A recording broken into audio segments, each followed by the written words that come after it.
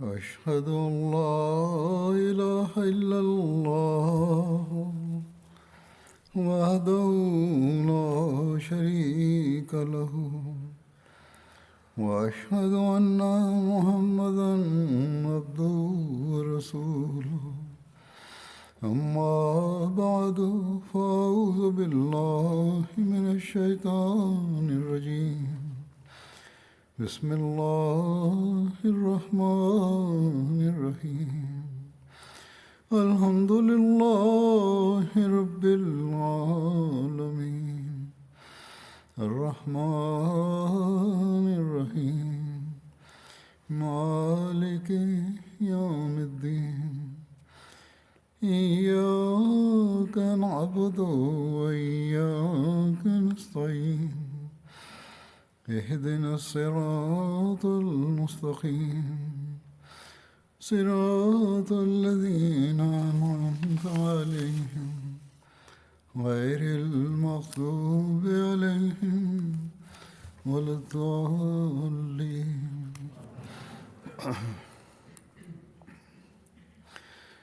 आज 27 मई है।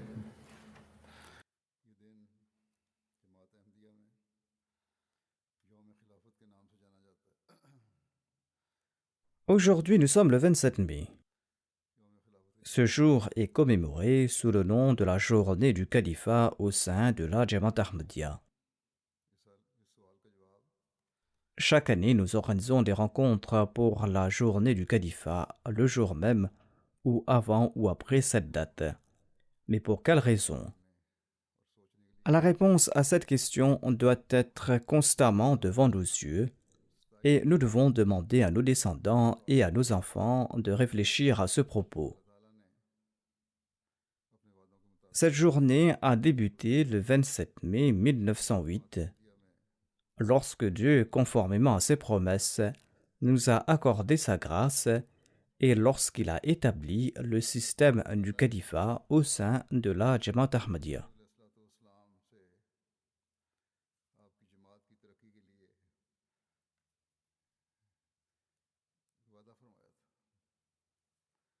Allah avait promis au Messie premier l'Islam le progrès de sa communauté.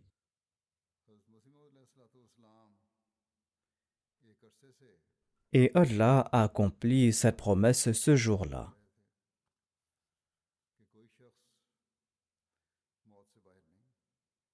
Depuis un certain temps, le Messie premier l'Islam préparait sa communauté quant au fait que tout le monde doit mourir tôt ou tard. Allah reprend même les prophètes quand ils ont terminé leur tâche. Ainsi donc, le Messie premier l'Islam préparait à maintes reprises la Jamaat pour le fait que le moment de son départ était proche.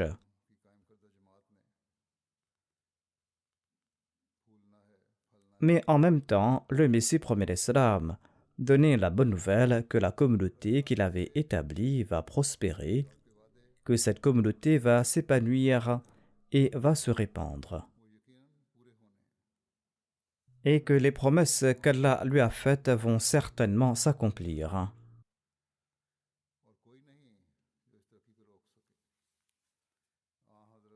La Jamaat progressera par la grâce d'Allah, et personne ne pourra arrêter ce progrès.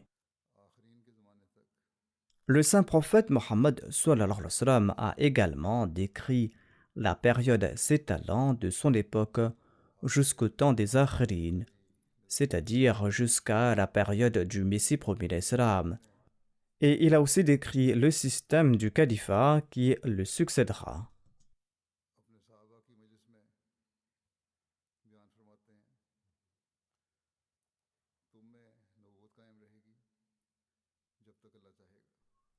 Dans une assemblée avec ses compagnons, le saint prophète Mohammed lui a déclaré que le prophétat An-Nabuwa va demeurer parmi vous autant qu'Allah voudra qu'il demeure. C'est-à-dire que le saint prophète lui sera parmi ses compagnons tant qu'Allah le souhaitera.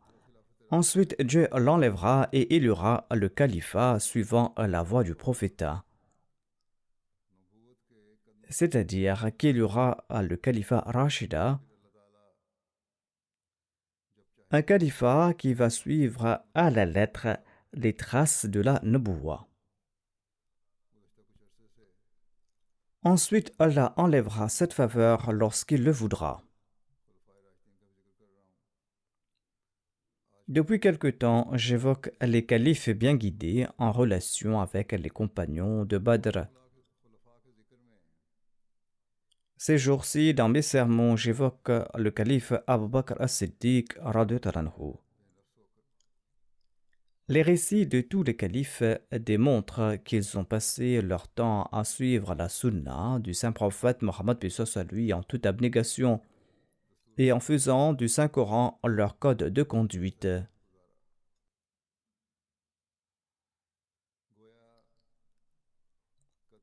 À chaque pas, ils n'ont cessé de suivre la naboua du saint prophète Mohammed à lui.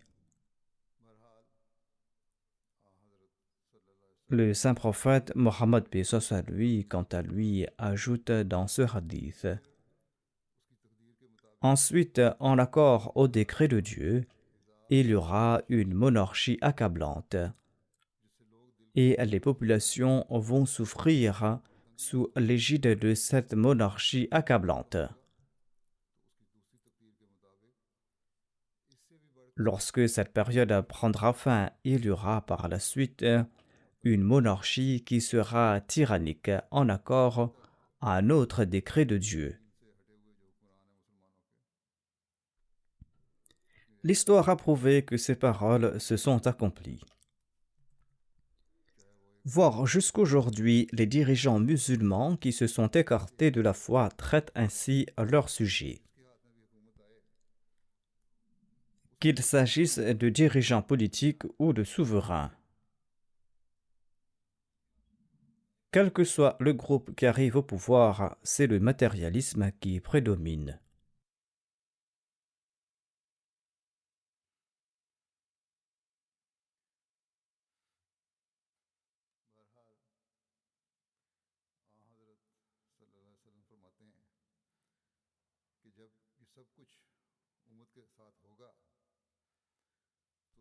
Le saint prophète Mohammed lui déclare: lorsque l'Umma passera par cet état, la grâce d'Allah sera attisée et il mettra fin à cette période d'injustice et d'oppression. Ensuite, il y aura le califat suivant la voie de la Naboua. Ayant prononcé ces paroles, le saint prophète Mohammed lui s'est tu. La prophétie du saint prophète Mohammed lui sur la fin de l'ère de l'oppression s'applique à ceux qui ont juré allégeance au Khatam al-Khulafa, le Messie promis et le Mahdi promis, et ceux qui conforment leurs actions à ces préceptes. Allah a tout mis en place. Si les gens ne se soumettent pas à ce système, et si les gens persistent dans leur entêtement, eh bien, le résultat sera le même que ce que constatent aujourd'hui les musulmans.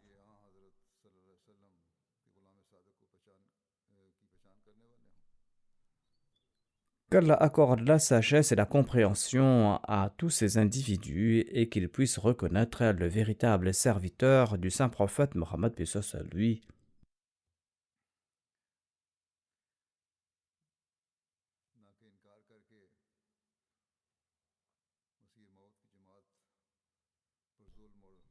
Qu'ils reconnaissent le véritable serviteur du saint prophète Mohammed lui, au lieu de croître dans l'oppression et l'agression contre la Jama'a du Messie premier l'Islam en rejetant ce Messie et ce Mahdi.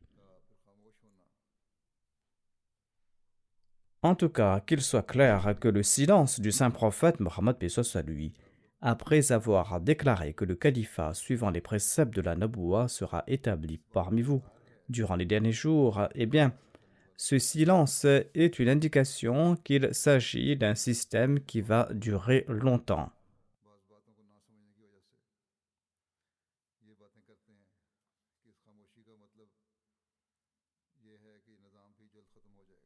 Certaines personnes ne saisissent pas certains points et insinuent que ce silence signifie que ce système connaîtra une fin rapide. C'est-à-dire que le système du califat après le Messie promis l'Islam, eh bien ce système connaîtra une fin rapide. Ces gens ont tort. Le Messie promis l'Islam a clairement indiqué que le système du califat sera permanent.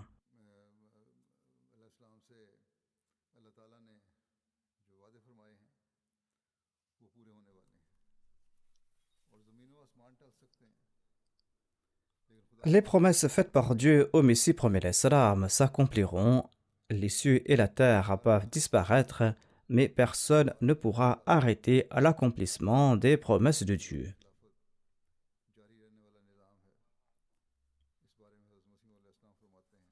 Le Messie promis l'Islam explique que le califat est permanent.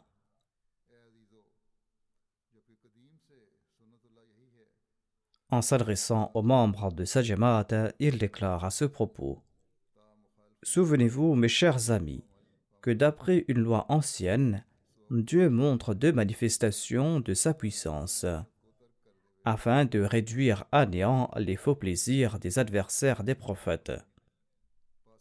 Il n'est pas possible qu'il oublie de le faire maintenant et qu'il abandonne sa pratique ancienne. Ainsi, ne soyez pas affligés ni tristes de ce que je viens de vous dire. C'est-à-dire, il informe les membres de sa communauté à propos de sa mort. Il ajoute: Ne soyez pas affligés ni tristes de ce que je viens de vous dire, car il est nécessaire que vous assistiez à la deuxième manifestation de la puissance divine. Cela vaut mieux pour vous, car elle va durer perpétuellement et sans interruption jusqu'au jour du jugement dernier. Cependant, elle ne peut pas avoir lieu avant mon départ de ce monde.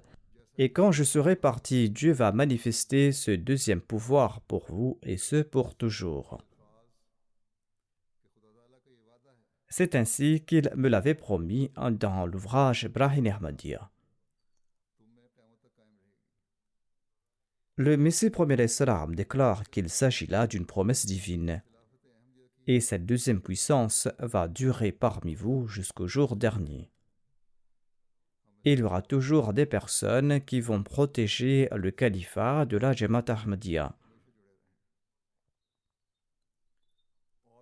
Chanceux sont ceux d'entre nous qui sont toujours attachés au califat de la Jamaat Ahmadiyya et qui encouragent aussi leurs descendants à agir en ce sens. Malheureux sont ceux qui veulent limiter le califat de la Jamaat Ahmadiyya à une certaine période, ou qui pensent en ces termes.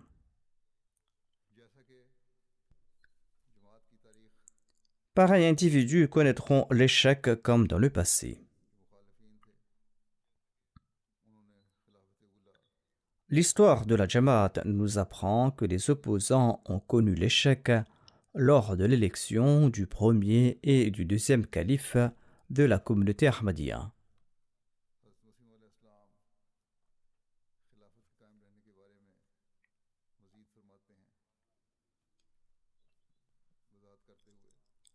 En tout cas, le Messie promet l'Islam explique davantage la pérennité du califat en ces termes. Il déclare: Cette promesse concernant l'établissement du califat ne me concerne pas, mais vous concerne vous. Tout comme Allah l'a déclaré, je ferai ceux qui ont cru en toi prévaloir jusqu'au jour du jugement sur ceux qui t'ont renié. Il est donc nécessaire que vous voyiez le jour de mon départ, pour que vienne cette époque promise qui doit durer pour toujours.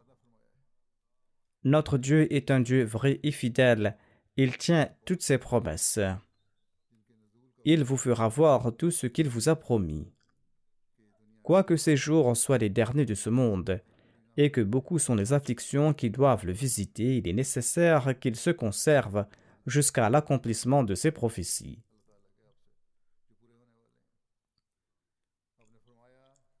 De nombreuses promesses faites par Dieu au Messie promis l'Islam doivent encore s'accomplir. Le Messie promet l'Islam ajoute: j'ai été suscité comme la puissance de Dieu sur terre, et je suis une personnification de la puissance divine. Et après moi, d'autres viendront qui seront la manifestation de sa deuxième puissance.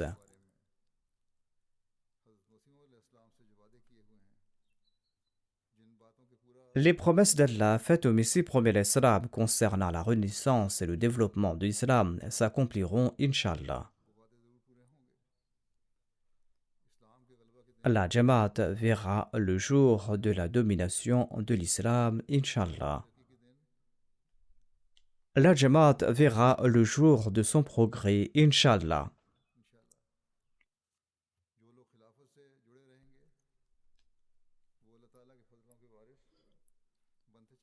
Ceux qui seront attachés au califat hériteront des bienfaits de Dieu.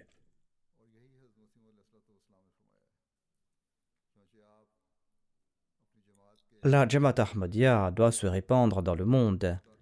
Telle est l'affirmation du Messie premier l'Islam. Il déclare concernant le progrès de sa communauté. D'après une ancienne loi de Dieu qui date de la création de l'homme, Dieu aide ses prophètes et il aide ses messagers afin qu'ils puissent atteindre l'objectif de leur mission et afin qu'ils puissent avoir le succès, et il les fait prévaloir. Tout comme il déclare Kataballahu la aghlibanna anna wa rusuli. Ici, prééminence signifie qu'à l'instar des prophètes et des messagers qui désirent voir établir sur terre la hujja de Dieu, c'est-à-dire le dessein de Dieu, et qui désirent voir sa suprématie incontestée, de même Dieu, par des signes puissants, prouve leur véridicité. La droiture qu'ils souhaitent répandre sur terre ressemble à cette graine que Dieu leur donne à semer. Mais ils ne voient pas croître cette graine en arbre.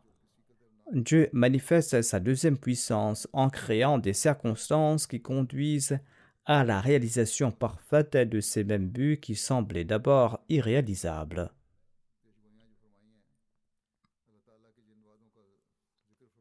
Ainsi donc, les promesses divines évoquées par le Messie premier l'Islam s'accompliront. Ces promesses vont s'accomplir par l'entremise du système du califat établi après le Messie premier l'Islam. Allah fera progresser la Jamaat. Allah va faire progresser cette communauté. D'ailleurs, Allah guide les gens. Allah les unit au califat. Sinon, cela dépasse tout effort humain.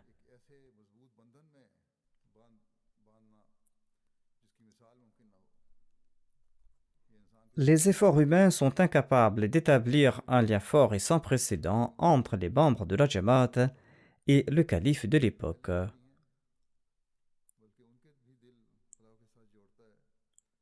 Allah ne se contente pas d'établir ce lien entre le califat et les cœurs de ceux qui sont déjà Ahmadis, mais il établit aussi ce lien avec ceux qui se joignent à la Jamaat beaucoup plus tard et qui sont des nouveaux venus qui n'ont pas été complètement formés. C'est là l'œuvre de Dieu. Ces gens font preuve de la même sincérité et de la même fidélité au Messie premier l'Islam après lui avoir prêté allégeance. Et pour accomplir la mission du Messie premier l'Islam, ils ont fait preuve de la même sincérité et de la même fidélité à l'égard du califat de la Jamaat Ahmadiyya, califat établi au nom du Messie premier l'Islam. Ils ne cessent de faire preuve de cette même fidélité et de cette même sincérité. Seul le soutien et l'aide d'Allah ont poussé les gens à prêter le serment d'allégeance au premier calife de la communauté. À l'exception de quelques hypocrites qui existent dans chaque communauté, la dévotion et la fidélité à l'égard du califat n'ont cessé de croître. Et le premier calife de la communauté a réprimandé ces hypocrites et il les a maintenus à leur place. Il n'osait pas lever la tête. Ensuite, lors de l'élection du deuxième calife, ces mêmes opposants qui s'étaient maintenus hypocritement au sein de la Jamaata au cours du premier califat se sont soulevés de nouveau.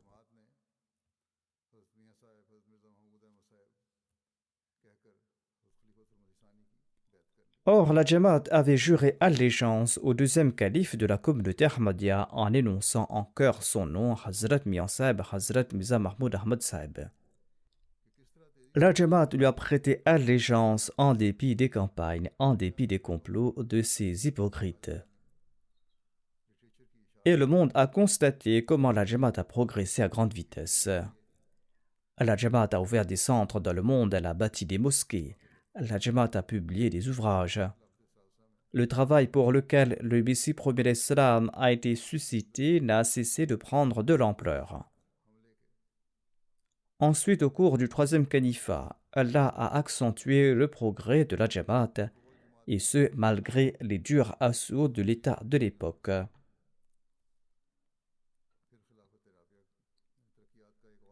Ceux qui souhaitaient pousser la Jamaat à la mendicité ont quitté ce monde dans un très mauvais état. Ensuite, un autre chapitre du progrès s'est ouvert à l'époque du quatrième calife. Nous avons vu de nouveaux signes du soutien et de l'aide de Dieu. De nouvelles voies pour la propagation de l'islam se sont ouvertes. Ceux qui ont voulu réprimer le califat ont été eux-mêmes neutralisés et leurs corps ont été dispersés dans les airs, et ils n'ont pas pu arrêter le progrès de la Jamaat. Le champ de la prédication s'est élargi.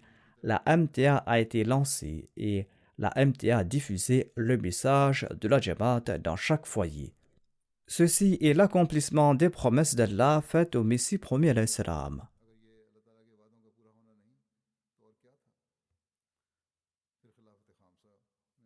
N'est-ce pas là l'accomplissement des promesses d'Allah? Sinon, c'est quoi? Ensuite, Allah a montré son soutien et son aide au cours du cinquième califat.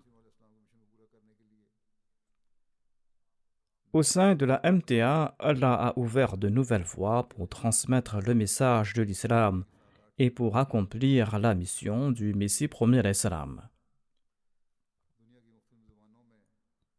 Au lieu d'une, à présent, 7 ou 8 chaînes de la MTA ont été lancées en différentes langues. Différentes émissions ont été traduites dans différentes langues.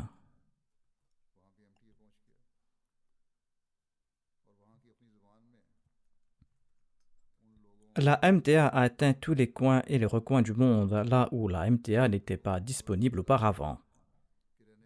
Et les habitants de ces pays et de ces régions ont entendu le message de l'Ahmadiyya et de l'islam véritable dans leur propre langue.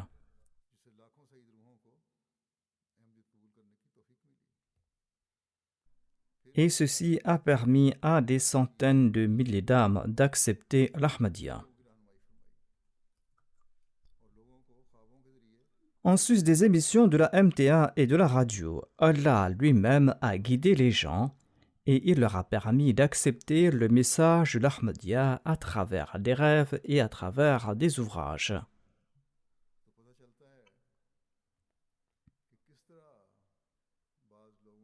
Une étude de l'histoire de l'Ahmadiyya révèle clairement comment Allah a guidé des centaines de personnes vers l'acceptation du Messie premier alayhi salam, et ce, à l'époque même du Messie premier alayhi salam.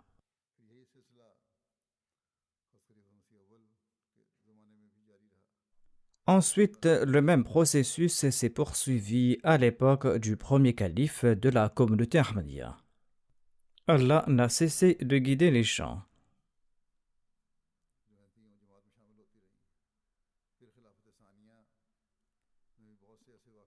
Et des âmes chanceuses se sont jointes à la Jamaat Ahmadiyya. Ensuite, il y a eu d'innombrables incidents de ce genre au cours du deuxième califat. Des récits que l'on se raconte dans les anciennes familles décrivent comment Allah a aidé leurs aînés à accepter la vérité. Et nous constatons le même processus au cours du troisième califat. Au cours du quatrième califat, Allah a guidé les âmes pieuses à accepter l'Ahmadiyya. Tout cela est le résultat des promesses faites par Dieu au Messie premier alayhi salam.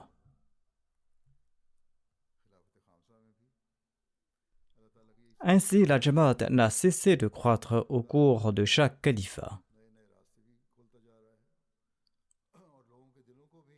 Allah en a fait de même au cours du 5e califat.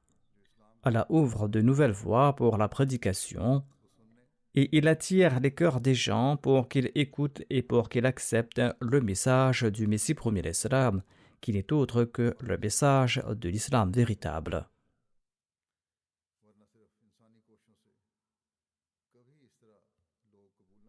Il y a des incidents qui indiquent un soutien divin spécial. Sinon, les gens n'auront jamais accepté la vérité par de simples efforts humains. Je présente quelques incidents sur la manière dont Allah a tourné le cœur des gens vers l'islam et vers l'Ahmadiyya et leur a également révélé la vérité du califat de la Jamaat Ahmadiyya et comment cela a engendré de l'amour pour le califat dans le cœur de ces gens.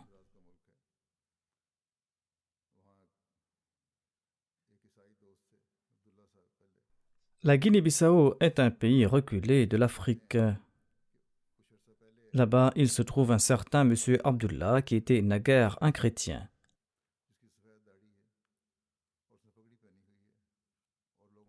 Il a relaté un de ses rêves dans lequel il a vu un homme portant une barbe blanche et un turban. Cette personne s'adressait aux gens. Et les gens écoutaient son discours dans un silence complet. Le style du discours de cette personne était très simple, et son style était différent de celui de notre peuple, dit-il. Quand M. Abdullah a ouvert les yeux, il n'y a rien compris, et il a oublié ce rêve. Quelques jours plus tard, il a fait un rêve similaire, et ce visage s'est gravé dans son esprit. Et pour la 3e fois, il a fait un rêve similaire. Il a tenté de découvrir qui était cette personne qu'il voyait dans son rêve, mais il n'a pas pu le découvrir. Un jour, par hasard, il est passé tout près de notre mosquée, dans la ville de Farine, une ville proche de son village. C'était un vendredi. Les membres de la Jamaat écoutaient mon sermon du vendredi sur la MTA. En me voyant sur l'écran, M. Abdullah a immédiatement demandé au muallim qui était cette personne qui prononçait ce sermon. Le muallim a répondu qu'il s'agit de notre calife. M. Abdullah a continué à écouter le sermon tranquillement. Et après le sermon, il a prié avec tous les autres fidèles. Et immédiatement, après la prière de Juma, il s'est levé et il a déclaré « J'accepte l'islam aujourd'hui. À 3 reprises, Dieu m'a montré cette personne dans un rêve. Ceci a eu un grand effet sur mon âme. Et j'avais tenté de connaître qui est cette personne depuis un certain temps. Aujourd'hui, je suis passé par hasard dans votre mosquée et j'ai vu votre calife. Dans le rêve, j'ai vu le même visage et j'ai vu la même scène comprenant des personnes assises silencieusement en train de l'écouter. J'embrasse en ce jour l'islam et l'Ahmadiyya. C'est ainsi que Dieu a guidé une personne originaire d'une région éloignée. Il a tout d'abord vu un rêve, ensuite Allah a créé les circonstances afin qu'il puisse voir l'accomplissement de son rêve. Certains demandent pourquoi cela ne nous arrive-t-il pas. Il s'agit là de la grâce d'Allah. Il guide qui il veut. Mais il est nécessaire à cette personne de posséder une bonne nature et de se prosterner devant Allah. Certainement, Allah a guidé cette personne en raison de quelque vertu de sa part.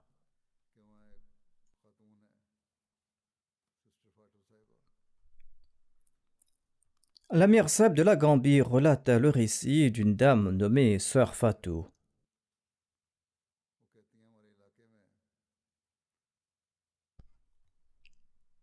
Cette dame a environ 60 ans. Elle relate que les membres d'un groupe islamique sont venus dans sa région et ces personnes ont commencé à critiquer la Jamaat en disant que les Ahmadis sont des incroyants et que les Ahmadis n'entreront jamais au paradis. Ils ont dit éviter toute transaction avec les Ahmadis. La plupart des gens du village ont accepté cela, mais cette dame déclare qu'elle en était bouleversée et elle a imploré Dieu pour être guidée sur le droit chemin. Quelques jours plus tard, dans un rêve, elle a vu ces mêmes individus du même groupe islamique qui avaient visité le village. Et ces personnes avaient les yeux brillants. Leurs yeux brillaient comme des étoiles. Et ils tenaient le Coran dans leurs mains. Mais ils se plaignaient qu'ils étaient incapables de voir le texte du Saint-Coran. Et ils ont commencé à crier qu'Allah les avait aveuglés et qu'ils ne pouvaient plus gagner leur vie et qu'ils ont été humiliés et détruits. Cette dame déclare « J'ai aussi vu dans un rêve que les membres de ce groupe voulaient se joindre au calife de la Jamaat Ahmadiyya. Mais ils n'ont pas réussi. Ils ont admis que l'Ahmadiyya est en effet vrai, mais que si nous l'acceptons, eh bien nos disciples vont se détourner de nous. » En tout cas, le matin, cette dame a relaté son rêve à sa famille. Certains osent prétendre que les Africains ne sont pas doués de compréhension. Or, cette dame a expliqué ce rêve et elle a déclaré que le fait qu'ils ne pouvaient pas lire le texte du Saint-Coran en dépit de leurs yeux brillants signifie en fait qu'ils se sont complètement éloignés de la vérité. Pareil phénomène sortant de l'ordinaire pousse ces individus à accepter l'Ahmadiyya. Et il est évident que le soutien spécial d'Allah les guide par l'entremise de ces incidents. Le Guatemala est un pays de l'Amérique du Sud. Nous avons une mosquée située à San Marcos, soit environ 250 km de la frontière avec le Mexique. Madame Veronica y est originaire. Elle relate que 10 ans auparavant, dans un rêve, un individu m'a informé que l'islam est le chemin de la vérité. Et il m'a demandé de lire le Coran. J'ai répondu que je ne savais pas comment lire le Coran. Mais cet individu m'a dit que je pourrais le lire. Quand elle s'est réveillée le matin, elle a mentionné ce rêve à son mari et à son père. Ils ont dit que l'islam n'est pas la voie de la vérité, c'est la religion du terrorisme. Ils sont tous des chrétiens. Mais dit-elle, mon cœur n'était pas calme. J'ai commencé à faire des recherches sur l'islam sur Internet. Et j'ai appris à propos de l'islam. Un jour, elle a rencontré une femme voilée dans le marché. Le voile de cette femme a attisé sa curiosité. Elle est partie à sa rencontre et elle lui a demandé pourquoi elle portait pareil vêtement. La femme a répondu « Je suis musulmane et c'est pour cette raison que je porte le voile. » Elle est entrée en contact avec elle et cette dame lui a expliqué ce qu'est l'islam en détail. Cette femme voilée était une Ahmadi. Madame Veronica a déclaré ayant entendu son message sur l'enseignement de l'islam, j'ai fait la bayra. Mais les membres de ma famille n'étaient pas d'accord avec moi et ils soulevaient des objections à propos de l'islam, des objections auxquelles je n'avais pas de réponse. J'ai demandé aux Ahmadis de venir chez moi. J'allais rassembler mes parents et ainsi ils pourront répondre à leurs objections. Nous avons eu de nombreuses sessions de tablir et nous avons commencé à leur prêcher. Non seulement a-t-elle prêté le serment d'allégeance, mais cette dame a également commencé à transmettre le message aux autres. Cette dame relate « J'ai réuni mes amis et je leur offrais des collations lors de ces sessions. Son fils étudie le droit et elle est dans sa dernière année d'université. Lui aussi a fait la bayra. Et il est si enthousiaste qu'il a appris la lecture du Saint-Coran en arabe sur Internet. Et il a mémorisé de nombreuses sourates oralement. Il ne savait pas écrire l'arabe. Il a écrit tout le texte du Saint-Coran en lettres latines tout en écoutant l'audio. L'Amir Sab relate, lorsque je suis parti en tournée, j'ai vu son carnet. Il avait écrit tout le Coran de sa main. Et à présent, il est en train d'apprendre à écrire l'arabe et est en train de consigner le Saint-Coran en arabe.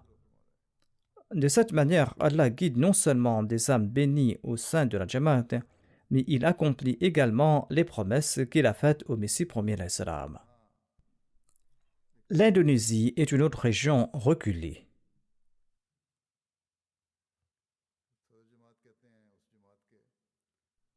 Quand on y a présenté le message de l'Ahmadiyya à un jeune homme, il a immédiatement prêté le serment d'allégeance. M. Nour, le président de cette Jamaat, a déclaré: je lui ai offert des livres et des brochures avec des photos du Messie premier l'Islam avant qu'il ne parte. Lorsque ce jeune homme est rentré à la maison, son père a vu une brochure et a demandé: qui est cette personne sur cette photo? Le jeune homme a répondu: c'est la photo de l'imam Al-Mahdi. La nuit dernière, j'ai rêvé que l'imam Al-Mahdi était venu. Et c'est pour cette raison que je suis parti à la rencontre de la Jamaat Ahmadiyya. Il était déjà en contact avec la Jamaat. Il a déclaré: j'ai immédiatement fait la bayra. Son père a répondu: je souhaite également prêter le serment d'allégeance. C'est ainsi qu'Allah guide les gens vers la Jamaat. Azila Karim est un muallim du Burkina Faso. Il relate: Monsieur Hamid habite notre région. Il écoutait régulièrement la radio de la communauté Ahmadiyya et il était un sympathisant de la communauté. Il contribuait aussi dans les fonds de la Jamaat. Parfois, il le faisait de manière régulière. Mais il présentait des excuses quand on lui demandait de prêter le serment d'allégeance. Il ne contribuait peut-être pas dans le fonds Chanda'am, il cotisait peut-être dans les fonds Tahrik Jadid ou Waqf Jadid, ou dans les fonds consacrés à l'aumône ou dans d'autres fonds. En tout cas, il contribuait dans les fonds de la Jamaat. Quand j'étais moi-même au Ghana, beaucoup de planteurs nous offraient leur zakat en disant que leurs mollahs les empocheront et que seule la Jamaat Ahmadiyya pourra l'utiliser à bon escient. Ainsi, les gens là-bas contribuent dans les fonds de la communauté. Un jour, M. Hamid a vu dans un rêve qu'il y avait un rassemblement et que des gens étaient à l'intérieur d'une clôture et certains étaient à l'extérieur de cette clôture. Il a dit: j'ai vu que tous les Ahmadis étaient à l'intérieur de ces 4 murs. J'ai dit que j'étais aussi avec eux et que je dois être admis à l'intérieur. Sur ce, j'ai entendu une voix disant que seuls ceux qui ont prêté le serment d'allégeance peuvent entrer à l'intérieur de cette clôture. Étant donné que vous n'avez pas prêté le serment d'allégeance, vous ne pouvez pas y entrer.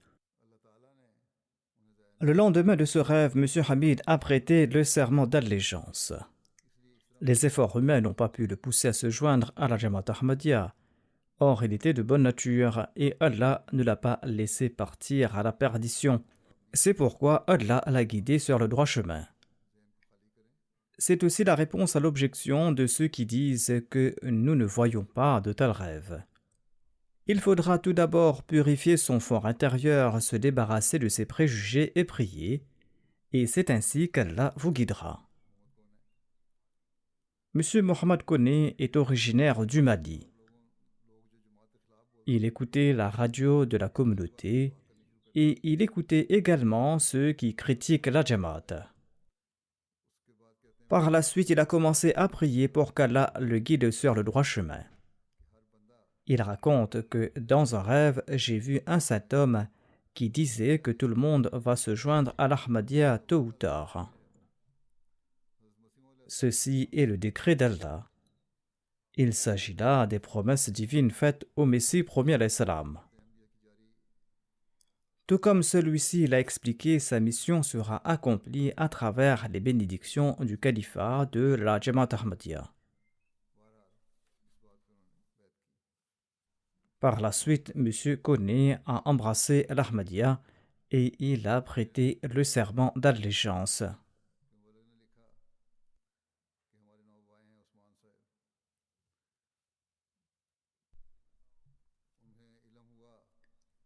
Le missionnaire de la Guinée-Bissau a écrit: M. Ousmane est à nouveau converti. Il a appris que ses proches acceptaient l'Ahmadiyya en grand nombre. Il a rassemblé des mollahs et il les a fait venir dans sa région afin qu'ils puissent s'opposer à la Jamaat.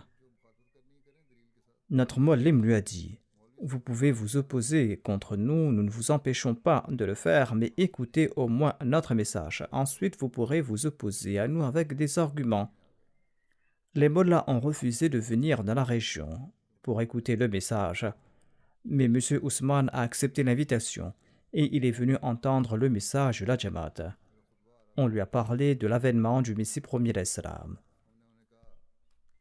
Il est venu un vendredi et mon sermon était diffusé sur la MTA. Nous lui avons dit qu'il pourra écouter le sermon s'il a du temps. Il a répondu: j'ai un peu de temps, je vais écouter le sermon pendant quelques instants. Mais quand il a commencé à écouter le sermon, il a oublié le temps et il a écouté le sermon dans son intégralité. Plus tard, il a déclaré: la Jamaat Ahmadiyya ne peut être une communauté de mécréants comme je l'ai entendu, parce que votre calife présente la biographie des compagnons du saint prophète Mohammed paix soit sur lui. Et aucun mécréant ne fera pareille chose. Par la suite, il a mis fin à l'opposition contre la Jamaat et après quelque temps, il s'est joint à la Jamaat Ahmadiyya avec les membres de sa famille. De surcroît, à présent, il prêche aussi le message de la Jamaat et il contribue régulièrement dans les fonds de la Jamaat. Ceci est l'effet qu'Allah met dans les sermons du calife de l'époque.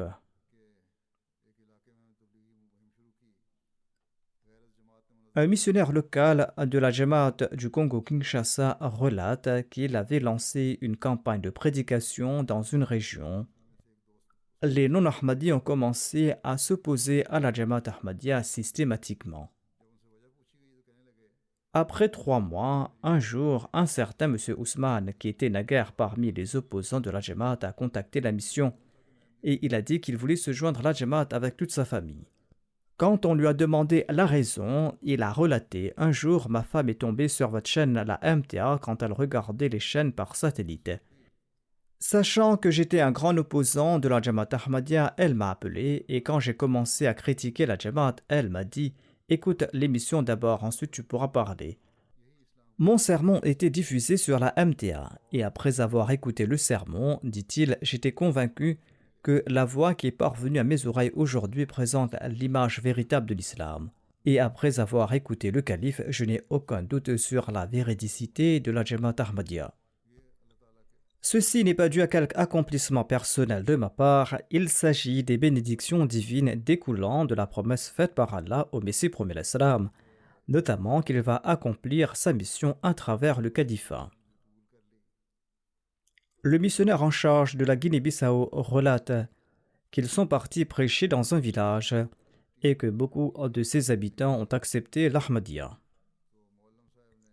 Cependant, 4 familles ont refusé d'accepter l'Ahmadiyya. Lorsque notre équipe s'est rendue au village pour installer la MTA, le Mollim a également invité toutes ces familles qui avaient refusé d'accepter l'Ahmadiyya et il a informé ces familles qu'il s'agit d'une chaîne musulmane et qu'ils devraient également venir la regarder. Ils pourront voir la photo du Messie premier d'Islam et celle du calife de l'époque. Après l'installation et les prières, on a allumé le téléviseur et mon sermon était diffusé sur la MTA. Les non-Ahmadis présents ont commencé à écouter attentivement le sermon et ils me regardaient attentivement. Étant donné que le sermon était diffusé en langue anglaise, le Mollim leur a dit qu'il allait le traduire pour eux. Et ses invités ont déclaré que même s'ils ne pouvaient pas comprendre ce que disait le calife, tout ce qu'il disait ne pouvait pas être un mensonge par Dieu. S'il était le calife de la Jamaat Ahmadiyya, eh bien cette communauté ne peut être fausse. et ils ont annoncé qu'ils acceptaient l'Ahmadiyya sur le champ.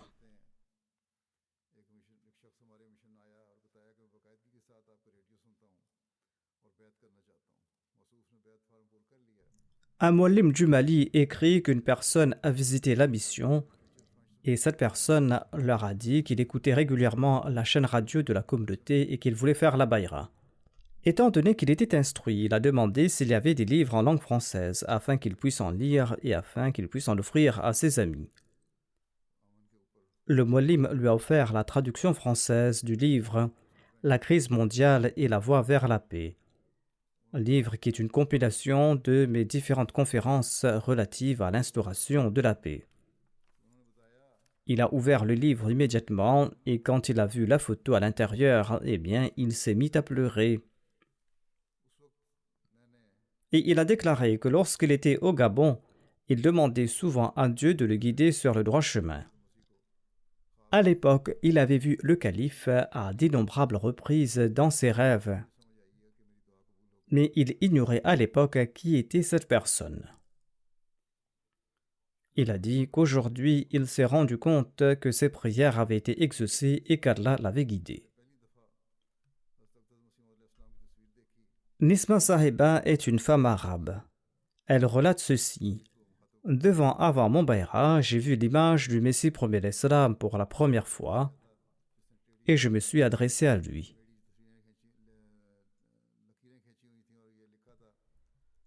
En fait, avant de relater ce rêve, elle avait mentionné que le calife avait parlé d'un enfant qui avait griffonné quelques lignes et avait écrit « Huzur, je vous aime ». Elle déclare à ce propos que les enfants ne mentent pas et cet incident a eu un impact profond sur mon cœur.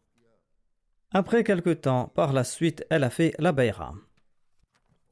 Elle raconte « Après un certain temps, j'ai regardé la photo du Messie premier l'Islam et j'ai dit « Vos traits indiquent que vous êtes une personne pieuse et vous ne pouvez pas être un menteur.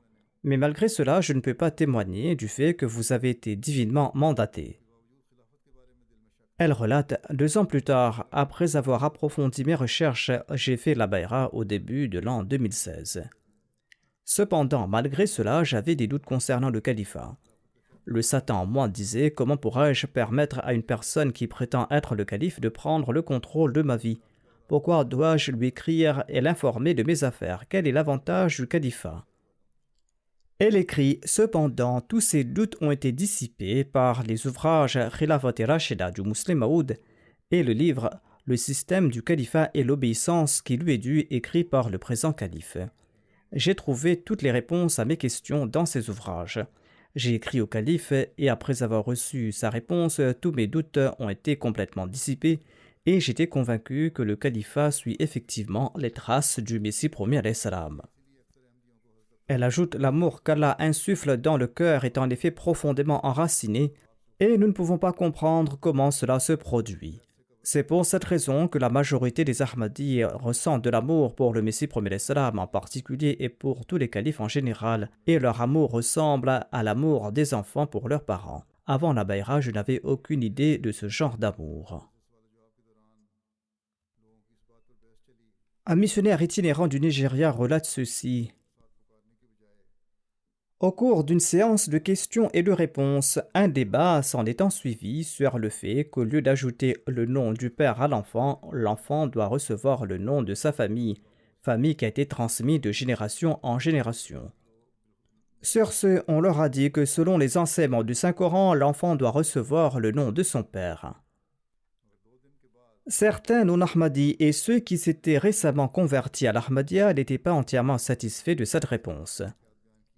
Le missionnaire déclare, cependant, 2 jours plus tard, le calife a prononcé un sermon sur les compagnons et le calife a mentionné des incidents de la vie de Hazrat Zayd bin Thabit et a dit que les Arabes ont commencé à l'appeler Zayd bin Mohammed. Et par la suite, Allah a ordonné que les fils adoptifs doivent être appelés par le nom de leur père. En entendant ce sermon, tous les membres de la Jamaat et les autres étaient très heureux car le calife de l'époque les avait guidés dans l'affaire dont nous avions discuté seulement 2 jours auparavant. Certains pensaient même que peut-être qu'en 2 jours, le missionnaire avait transmis cette question au calife de l'époque, suite à quoi il avait mentionné cela. Mais il leur a assuré qu'il n'avait rien dit au calife à ce propos. Le missionnaire ajoute: Nous nous sommes réjouis du fait qu'Allah lui-même a fourni la réponse à notre question. Suite à cet heureux événement, un riche membre de la communauté a acheté un grand téléviseur pour regarder la MTA et il a demandé que ce téléviseur soit installé dans la partie de la mosquée consacrée aux femmes, afin qu'elles ne soient pas privées des bénédictions du califat. Cette personne a déclaré que le califat parle au cœur. Qui a établi ce lien entre le califat et ces personnes habitant ces régions éloignées et ces Ahmadis qui habitent ces différents pays et qui sont de différentes origines? Certes, c'est là le soutien et l'aide d'Allah. Sinon, cela dépasse l'entendement humain. Barifan Saheba est une Norvégienne. Elle déclare: Tout vrai Ahmadi déclare que notre bien-aimé calife réside dans nos cœurs et il est devant nos yeux et nous prions pour lui. Notre seul souci au monde est de le rendre heureux et de trouver des moyens pour alléger son fardeau. Vous avez déclaré dans vos sermons que les compagnons avaient l'habitude de protéger le saint prophète Mohammed paix soit lui en acceptant les coups de flèche et ils restaient fermes face à toute attaque. Mes yeux se remplissent de larmes en imaginant de tels cas et je me demande ce que je ferais si je faisais face aux mêmes situations. Elle est une arabe. Elle déclare: Est-ce que je resterai aussi ferme? Je prie ensuite qu'Allah nous permette de protéger le calife de l'époque et le califat avec nos cœurs et avec nos vies, et en sacrifiant nos richesses, nos enfants, comme l'ont fait les compagnons pour le saint prophète Mohammed paix soit lui. Pendant des années, j'ai prié lors de ma salat qu'Allah fasse descendre sur vous des anges en nombre égal au nombre de vos soucis et des responsabilités que vous portez et que ces anges vous entourent. Ceci est le lien de sincérité et de loyauté qu'Allah engendre dans les cœurs et s'il le souhaite, Allah ne cessera d'accorder à la communauté du Messie premier l'Islam et au califat de telles personnes qui grandiront dans leur loyauté et dans leur sincérité. Les gens de ce monde ne peuvent pas comprendre cela.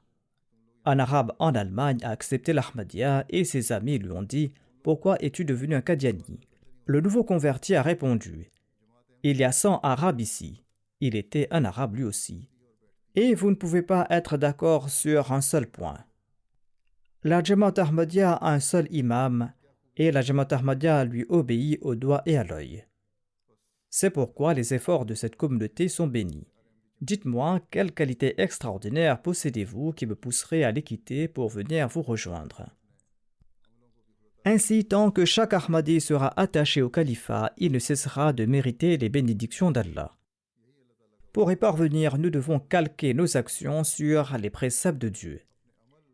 C'est là que nous profiterons de cette grâce. Telle est la promesse d'Allah. Ceux dont la foi est accompagnée d'actions conformes aux voies tracées par Dieu ne cesseront de récolter les bénédictions du califat. En d'autres termes, nous récolterons ces bénéfices lorsque nous aurons une foi parfaite en Allah et lorsque nous allons respecter nos devoirs envers son adoration et lorsque chacune de nos actions visera à atteindre le plaisir d'Allah.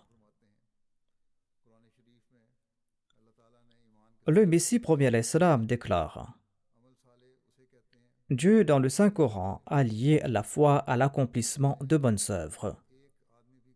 Sont considérées comme de bonnes œuvres toute action exempte de la moindre trace de corruption. S'il existe au sein d'un foyer un seul individu dont la conduite est exemplaire, sa maison tout entière sera sauvée. Sachez que sans bonnes œuvres, votre déclaration de foi à elle seule ne vaut pas grand-chose. Ainsi, nous devons analyser notre conduite à tout instant, de peur que Satan nous attaque. Allah a permis à nos ancêtres d'accepter le Messie premier l'Islam, ou Allah nous a permis de l'accepter. C'est là une faveur de la part d'Allah, et afin de perpétuer cette faveur, nous devons toujours nous efforcer à croître et à protéger notre foi, afin que chacun d'entre nous puisse profiter de cette faveur qui a été prédite par le saint prophète Mohammed paix soit sur lui, et faveur qui a été promise par Allah au Messie premier l'Islam. Cette faveur est l'institution du califat.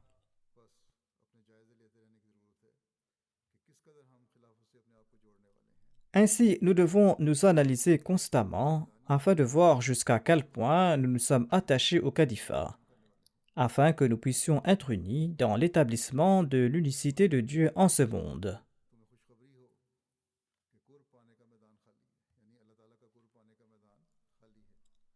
Le Messie premier salam déclare: Réjouissez-vous car le champ de la proximité de Dieu est vacant. Le champ pour se rapprocher de Dieu est vacant. Tous les autres peuples aiment le monde et on ne se soucie pas de faire plaisir à Dieu. Les gens ne se soucient pas de la quête de la proximité de Dieu. Le Messie premier salam déclare: Ceux qui veulent passer par cette porte, c'est-à-dire la porte qui mène vers Dieu, ceux qui veulent passer par cette porte avec toute leur force auront l'occasion de faire valoir leur mérite et leur accomplissement, et ils gagneront les faveurs de Dieu. Ne pensez pas que Dieu vous abandonnera. Vous êtes comme une graine qui a été semée par la main de Dieu. Et Dieu déclare que cette graine deviendra un grand arbre qui répandra ses branches dans toutes les directions. Le Messie premier salam déclare: Dieu m'a dit d'annoncer que ceux dont la foi en moi n'est pas entachée par les désirs de ce monde, ceux qui sont sans faiblesse de cœur, et ceux qui sont point hypocrites, et ceux qui sont entièrement soumis à la volonté de Dieu, eh bien ces personnes-là seront ses élus, et que leurs chemins seront les chemins de ceux qui suivent la voie de la sincérité. Le Messie premier l'Islam a expliqué tout cela dans son ouvrage Le Testament, ouvrage dans lequel il a également annoncé la bonne nouvelle de l'établissement du califat. Ainsi, sa déclaration indique que chaque Ahmadi doit avoir un lien de sincérité et de loyauté avec le califat. Ceux qui atteindront ce niveau sont de ceux qui respecteront leur serment d'allégeance. Lorsqu'il sera ainsi, nous respecterons les exigences de la commémoration de la journée du califat. Qu'Allah permette à chacun d'entre nous de faire honneur à son serment d'allégeance envers le califat et de récolter également les bénédictions d'Allah. Je voudrais également annoncer quelques points brièvement. Aujourd'hui, la Jama du Ghana commence sa Jalsa Salana qui va durer 3 jours. Voire la Jalsa va durer 2 jours, le 27 et le 28 mai. La Jalsa Salana va se tenir à Boustane Ahmad. En sus de cela, ils ont organisé 119 centres à travers le pays, dont 5 grands centres qui seront tous connectés à travers une liaison audio et vidéo. La Jamaat du Ghana a été fondée en février 1921 lorsque Maulana Abdul Rahim Nayar Saheb a quitté Londres pour se rendre au Ghana. L'année dernière, la Jamaat du Ghana souhaitait célébrer son centenaire, mais elle n'a pas pu le faire en raison de l'épidémie de la COVID-19. Ils ont décidé de poursuivre leur programme en 2022-2023. Qu'Allah bénisse leur jalsa sous tous les angles et qu'Allah accroît la sincérité et la loyauté des Ahmadis. La Jalsa Salana de la Gambie débute aussi aujourd'hui. Elle va durer 3 jours. Qu'Allah bénisse aussi cette Jalsa.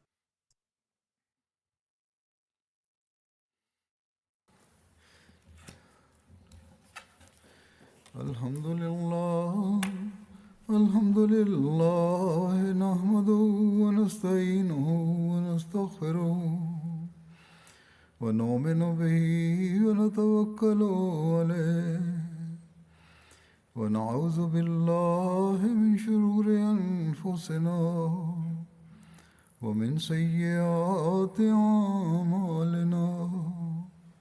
من يهده الله فلا مضل له ومن يضلل فلا هادي له ونشهد أن لا إله إلا الله ونشهد أن محمدا عبده ورسوله عباد الله رحمكم الله إن الله يأمر بالعدل والإحسان وإيتاء ذي القربى وينهى عن الفحشاء والمنكر والبغي يعظكم لعلكم تذكرون اذكروا الله يذكركم وادعوه يستجب لكم ولذكر الله أكبر